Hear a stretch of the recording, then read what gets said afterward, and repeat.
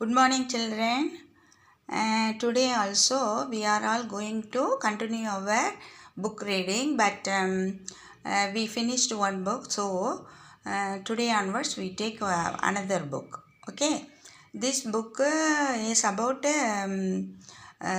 poem, little bit exercise also inside. We can see in meanwhile. Okay. எல்லாருக்கும் வணக்கம்மா. நம்ம இன்றைக்கும் புஸ்தகம் வாசிப்பது தொடர போகிறோம். ஆனால் புது புத்தகத்தில் ஒரு புத்தகம் முடிச்சிட்டோம். அதனால் புது புத்தகம் அதில் கவிதா தான் நிறைய இருக்குது. அப்புறம் இடையில இருக்கிற எக்ஸசைஸும் அப்பப்போ பார்க்கலாம்.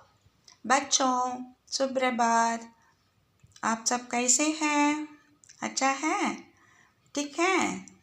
अच्छा. आज हम भी पुस्तक वाचन, पुस्तक पढ़ने